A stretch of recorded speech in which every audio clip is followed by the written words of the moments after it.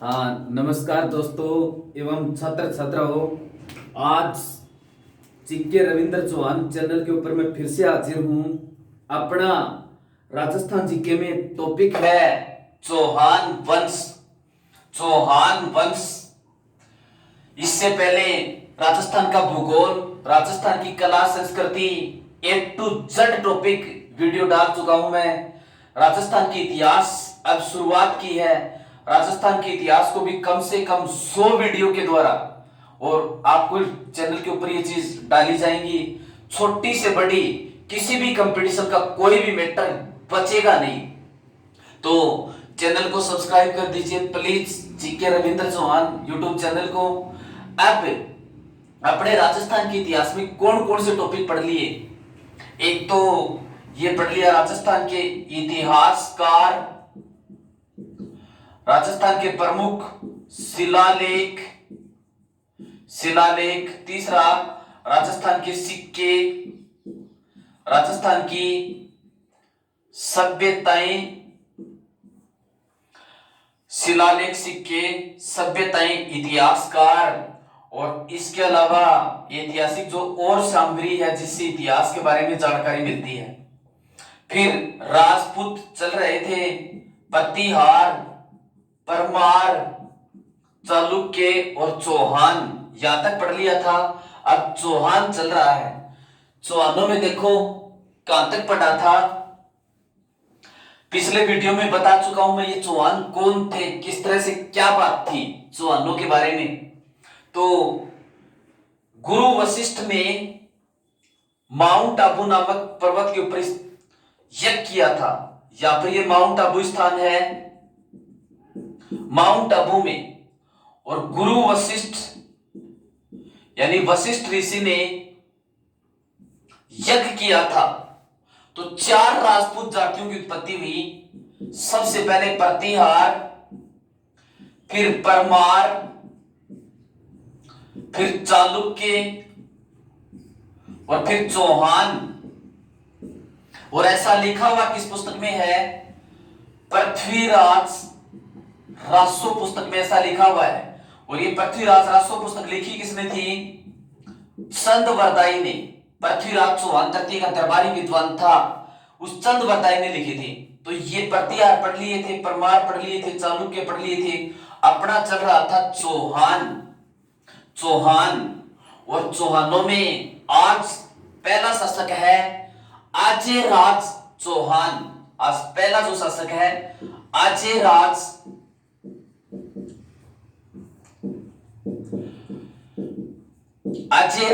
चौहान। अजयराज चौहान देखो ये कब से कब तक रहा? 1113 से 1133 तक रहा। अजयराज चौहान 1113 से 1133 तक रहा। ये पृथ्वीराज फर्स्ट का बड़ा पुत्र था, या पृथ्वीराज फर्स्ट का पुत्र अजयराज चौहान। इसके ऊपर प्रश्न क्या क्या बनते हैं? एक तो इसने अजमेर नगर बसाया। अजमेर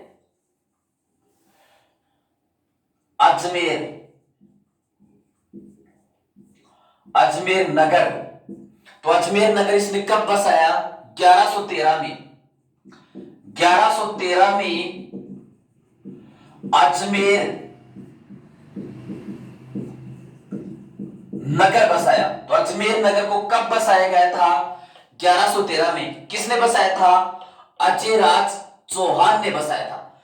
दूसरा प्रश्न, अजमेर के अंदर एक ये पहाड़ी है बीठली या बीठड़ी, एक ही मतलब है। बीठली या बीठड़ी पहाड़ी पर अजयमेरु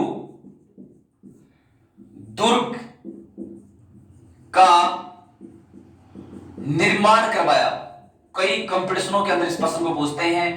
बीठड़ी पहाड़ी अजमेर के अंदर या बीठड़ी पहाड़ी के ऊपर अजयमेरु दुर्ग का निर्माण किसने करवाया था? अजयराज चौहान ने। अजमेर नगर भी किसने बसाया था? अजयराज चौहान ने बसाया था। इस अजमेर दुर्ग को देखो, ये अजमेर जो दुर्ग है इसको राजपूताना की कुंजी कहते हैं।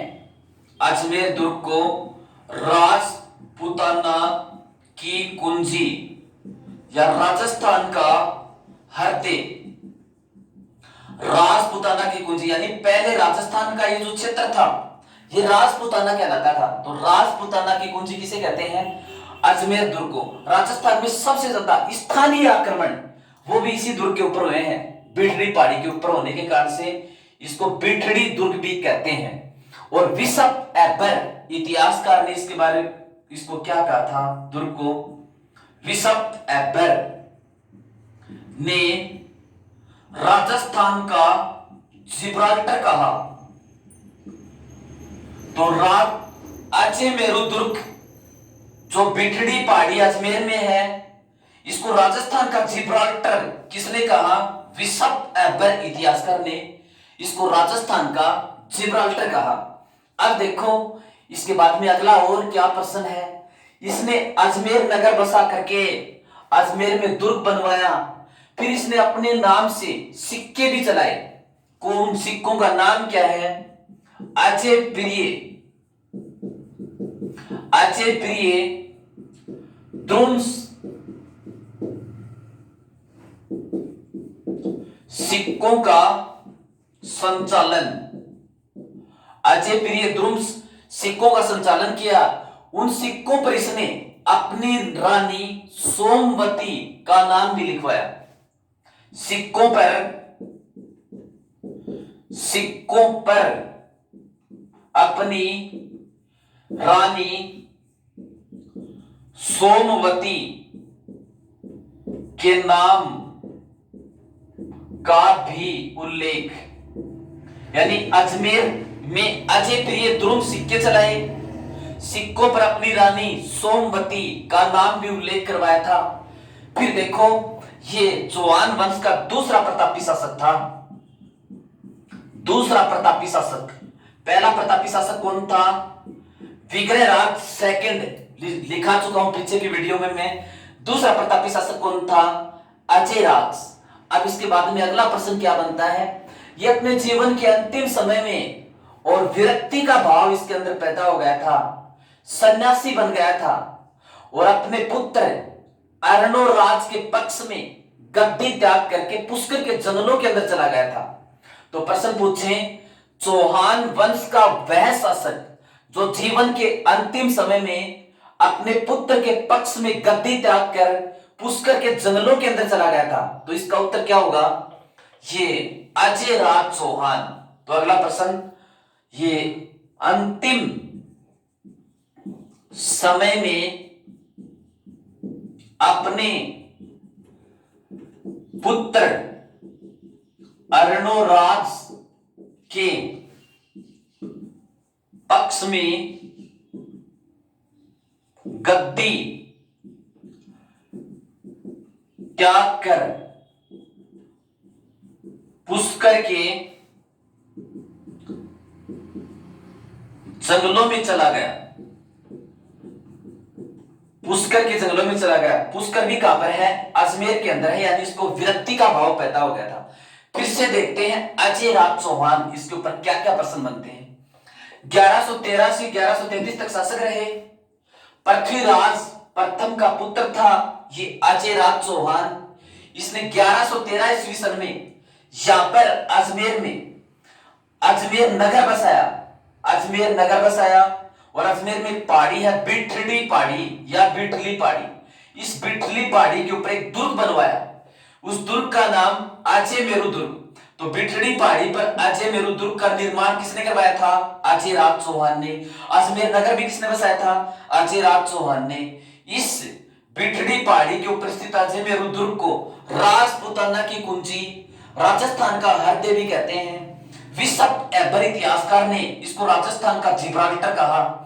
और राजस्थान में सर्वाधिक लोकल यानी स्थानीय राजाओं के आक्रमण सबसे ज्यादा किसके ऊपर हुए? इसी बिठड़ी पहाड़ी के अजमेर दुर्ग के ऊपर स्थानीय राजाओं के सर्वाधिक आक्रमण। फिर देखो इसने अजयराज ने अजमेर के अंदर सिक्के चलाए थे। वो सिक्के कौन से थे? अजय प्रिय द्रुम्स तो अजमेर के अंदर अजय प्रिय द्रुम सिक्कों का संचालन किसने किया था? अजय राज ने किया था।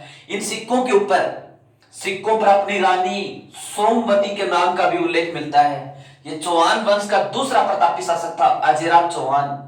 अंतिम समय में अपने पुत्र अर्णोराज के पक्ष में गद्दी त्याग कर पुष्कर के जंगलों में चला गया था। प्रश्न पूछे, चौहान वंश का वह शासक जो अपने जीवन के अंतिम समय में अपने पुत्र के पक्ष में गद्दी त्याग करके पुष्कर के जंगलों में सन्यासी बन गया था, तो इसका उत्तर क्या होगा? अजयराज चौहान। और अपने किस पुत्र के पक्ष में गद्दी त्याग करके चला गया था? अर्णोराज चौहान। तो इसके बाद में फिर राजा कौन बनता है? अर्णोराज चौहान। अर्णोराज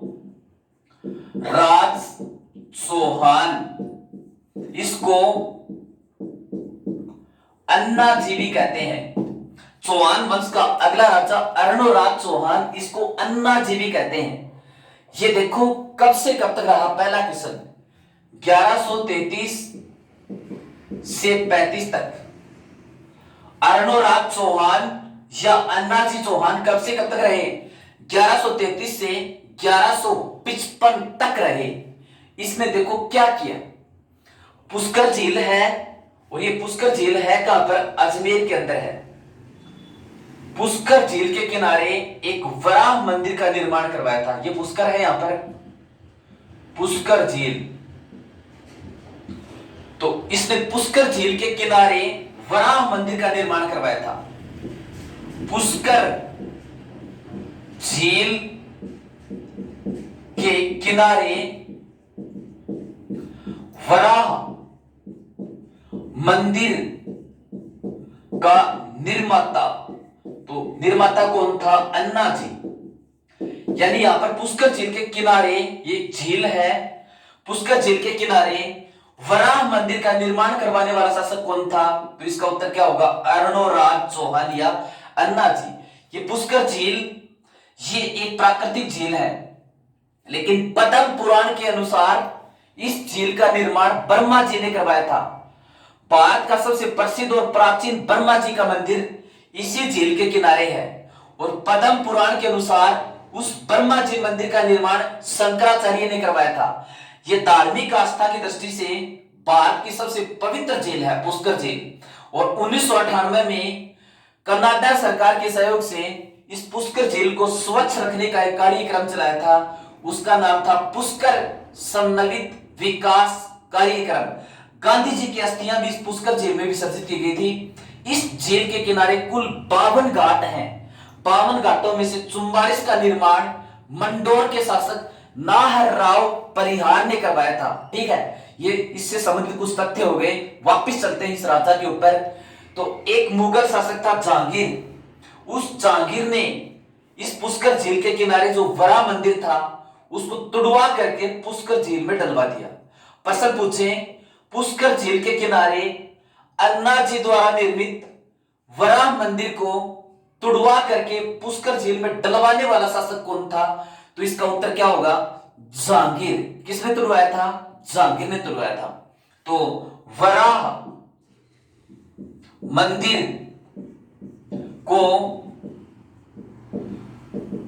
तुड़वाकर पुष्कर झील में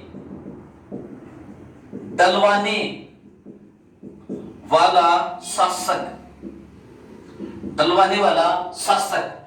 कौन सा मुगल शासक था? जहांगीर। यानी यहां पर ये पुष्कर झील है और इसके किनारे ये मंदिर था, ये वरा मंदिर। इस मंदिर को तहस नहस ध्वस्त करके इसी में डलवा दिया पुष्कर झील में। तो वरा मंदिर को तुड़वाकर पुष्कर झील में डलवाने वाला मुगल शासक कौन था? जहांगीर था। इसने इसको तुड़वा दिया था। फिर देखो, इसने एक झील भी बनवाई थी अन्ना जी ने, अन्ना सागर झील, जो अजमेर के अंदर है। यहां पर अन्ना सागर झील, अन्ना सागर झील, और ये अन्ना सागर झील कहां पर है? अजमेर के अंदर है। इसका निर्माण इसने 1134 से और 37 के मध्य करवाया था। तो अन्ना सागर झील कहां पर है? अजमेर में। कई कंपटीशनों में पूछते हैं। अन्ना सागर झील जो अजमेर के अंदर है, इसका निर्माण किसने करवाया था? अन्ना जी ने या अर्णोराज चौहान ने इसका निर्माण करवाया था। इस अन्ना सागर झील के ऊपर क्या प्रश्न बनते हैं जो अजमेर के अंदर है? यह राजस्थान की सबसे सुंदर झील है। राजस्थान की सबसे सुंदर झील कौन सी है? अन्ना सागर झील। ध्यान रहे, भारत की सबसे सुंदर झील है डल झील। भारत की सबसे सुंदर झील है डल झील। राजस्थान की सबसे सुंदर झील है अन्ना सागर झील, जिसका निर्माण 1134 से 37 के मध्य किसने करवाया था? अन्ना जी ने करवाया था। इस अन्ना सागर झील के किनारे मुगल बादशाह जहांगीर ने एक बगीचा लगवाया था जिसका नाम था दौलत बाग। दौलत बाग बगीचा लगाया था। वर्तमान में यह दौलत बाग क्या कहलाता है? सुभाष उद्यान। तो अन्ना सागर झील के किनारे दौलत बाग किसने लगवाया था? जहांगीर ने। फिर जहांगीर का पुत्र शाहजहां भी यहां पर आया। शाहजहां ने यहां पर 12 दरी का निर्माण करवाया। तो 12 दरी का निर्माण किसने करवाया था? अन्ना सागर झील के किनारे शाहजहां ने करवाया था। ध्यान रहे, यह राजस्थान की सबसे सुंदर झील है। कौन सी? अन्ना सागर झील। आगे चलते हैं, अन्ना जी के ऊपर और क्या प्रश्न बनते हैं। इसमें देखो, ये चालुक्य नरेश था एक जयसिंह सिद्धराज ने अपनी पुत्री कंचन देवी का विवाह अर्णोराज के साथ किया था। अपनी पुत्री कंचन देवी का विवाह। देखो बात क्या थी? अर्णोराज चौहान से संबंधित 1134 के अंदर और एक घटना घटती है अर्णोराज चौहान के ऊपर, और क्या प्रश्न बनता है? अर्णोराज चौहान 1133 से और कब तक रहे? 1155। 1134 के अंदर 1134 में चालुक्य वंश का राजा था एक जयसिंह। इस जयसिंह ने अजमेर के ऊपर आक्रमण किया। तो अन्नाजी चौहान और चालुक्य वंश के राजा जयसिंह के मध्य युद्ध हुआ। इस युद्ध में अर्णोराज चौहान की जीत हुई, अर्थात अर्णोराज चौहान ने जयसिंह को पराजित किया। फिर इन दोनों के मध्य अंत में संधि हुई और इस संधि के अनुसार जयसिंह ने अपनी पुत्री कंचन देवी का विवाह अर्णोराज चौहान के साथ किया था। कंचन देवी का विवाह किसके साथ किया था? अर्णोराज चौहान के साथ। तो देखो बात क्या है, 1134 में चालुक्य शासक जयसिंह ने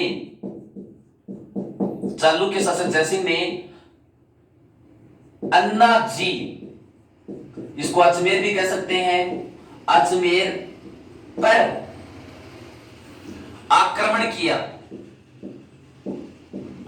किया, लेकिन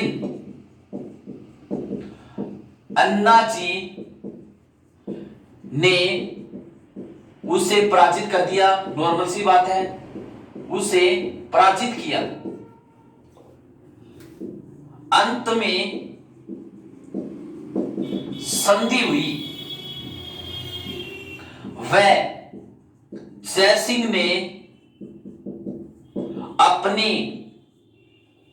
ने अपनी पुत्री का विवाह अन्ना जी के साथ किया, या अर्णोराज चौहान के साथ अपनी पुत्री का विवाह किया। तो 1134 के अंदर चालुक्य वंश का एक राजा था और उस राजा का नाम क्या था? चालुक्य वंश के शासक जयसिंह ने यहां पर, यह अजमेर है, अजमेर पर आक्रमण किया। अन्ना जी पर आक्रमण किया, लेकिन अन्ना जी ने उसे पराजित किया। अंत में संधि हुई और संधि के तहत जयसिंह ने अपनी पुत्री का विवाह अन्ना जी के साथ कर दिया और उस पुत्री का नाम क्या था? कंचन देवी। यानी कंचन देवी कौन थी? अन्ना जी की पत्नी। और पुत्री किसकी थी? जयसिंह की थी। जयसिंह ने 1134 में अजमेर के ऊपर आक्रमण किया था। अन्ना जी ने उसको पराजित कर दिया और संधि के बाद में चालुक्य और चौहानों के संपर्क फिर अच्छे हो गए क्योंकि इसकी पुत्री से शादी कर ली।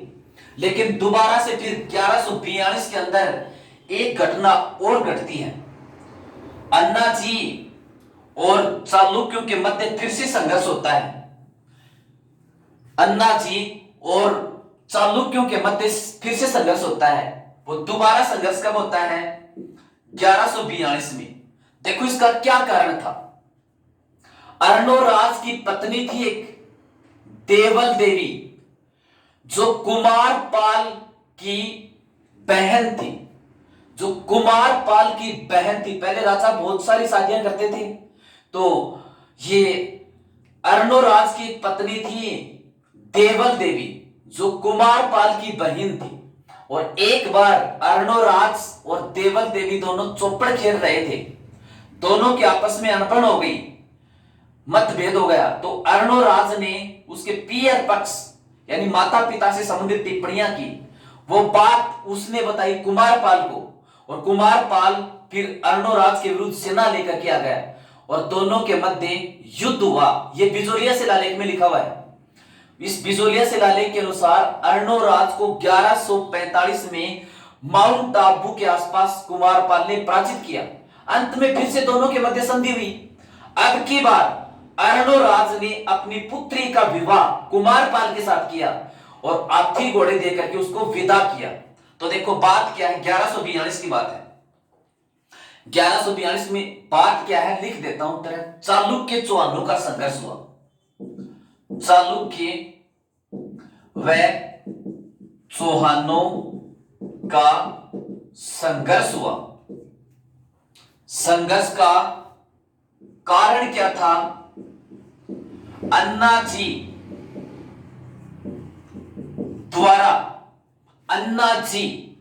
द्वारा अपनी पत्नी, और उस पत्नी का नाम क्या है?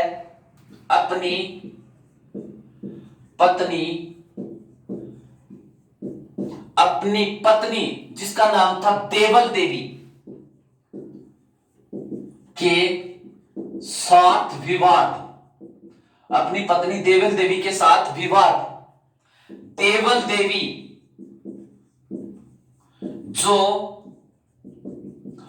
चालुक्य वंशी कुमारपाल की बहन थी, कुमारपाल की बहन थी।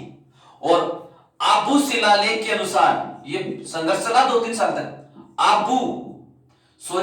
आबू नहीं, बिजोलिया शिलालेख के अनुसार, बिजोलिया शिलालेख कहां पर है?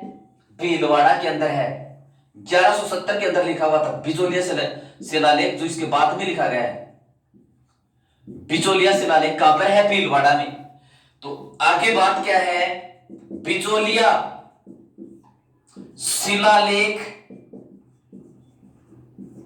के अनुसार कुमारपाल ने अन्नाजी को 1145 में आबू के आस पास पराजित किया। 1145 में माउंट आबू के आस पास पराजित किया। फिर से देखते हैं 1142 के अंदर चालुक्य व चौहानों का संघर्ष की शुरुआत हो गई। किस तरह से? इसका कारण क्या था? अजमेर का शासक था अन्नाजी, इसकी पत्नी थी देवल देवी। ये देवल देवी कौन थी?